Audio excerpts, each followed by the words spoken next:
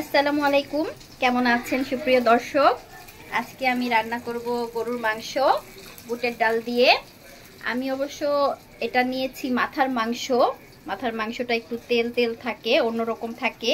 তো এই মাংসটা এমনি রান্না করার চেয়ে বুটের ডাল দিয়ে রান্না করলে আপনাদের ভাইয়া পছন্দ করে। তো আমি মাংসগুলো ছোট ছোট করে কেটে সুন্দর করে ধুয়ে নিছি। বুটের ডালটা আগে ভিজায় রাখছিলাম। আর আমার কন্যারা যেহেতু আলু পছন্দ করে, তাই ওদের জন্য কিছু আলুও দিব। কিছু পেঁয়াজ কেটে নিছি, আর এই আলুটা বেশি হবে এজন্য আর নিলাম না। এই মাংস রান্না করব বুটের ডাল দিয়ে, আর আমি ইলিশ মাছ ভর্তা করব। তো নর্মালি লেজটা ভর্তা করি, মাছটা রান্না করি, কিন্তু লেজটা রান্না করলে কখনোই খাওয়া হয় না। কিন্তু যখন আমি এটাকে ভর্তা করি তখন আমার দুই কন্যা খুবই মজা করে খায়। তারা দুইজন ইলিশ মাছ খায় না, কিন্তু ইলিশ মাছের ভর্তাটা অসম্ভব পছন্দ করে। ওই মাওয়া ঘাটে যেমন ইলিশ মাছ ভর্তা করে লেজটাকে, ওইরকম করে লেজটা ভর্তা করে দিব। আর এই যে পাশাপাশি অন্য চুলায় আমি ভাতটাও বসিয়ে দিয়েছি। আমি বেশিরভাগ সময় রাতের বেলায় রান্না করি।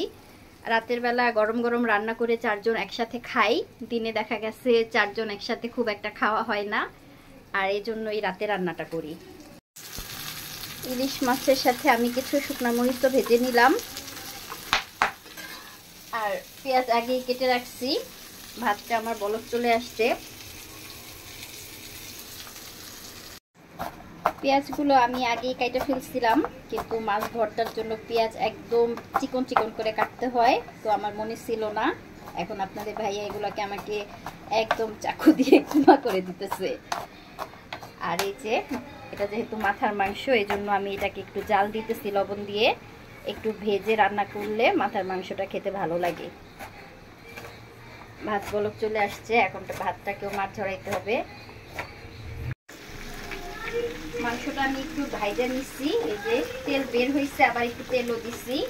এখন আমি এটার মধ্যে কিছু রসুন পেস্ট, আদা পেস্ট, আর দিয়ে দিতেছি মরিচের গুঁড়া,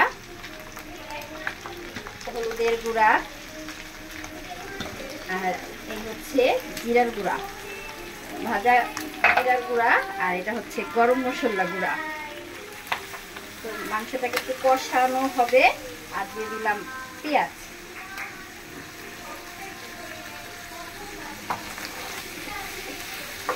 আমি অবশ্য রান্না করব প্রেসার কুকারে। এটা একটু কষাবো, কষায় তারপরে প্রেসার কুকারে দিয়ে পানি দিয়ে জাল দিব। মশলাগুলো ভালো মতো কষাই নিলাম। এখন অল্প একটু পানি দিয়ে আর একটু কষাই নিতেছি।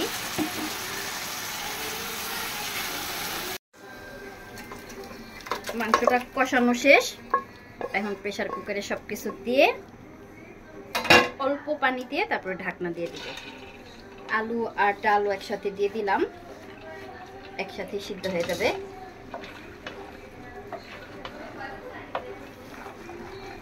একটু কষায় পরে পানিটা দিই। আমি যেহেতু রান্নাঘরে কাজ করছি, তাই ইলিশ মাছের লেজ দুটো রাহাকে বাছতে দিলাম। এটার কাটা একটা একটা করে বাছতে হয়, যেহেতু ভর্তা করব, কাটা থাকলে আবার রাহা দিদি খেতে পারে না। তো এই ছিল আমার আজকে রাতের রান্না, বুটের ডাল দিয়ে গরুর মাংস আর ইলিশ মাছের ভর্তা।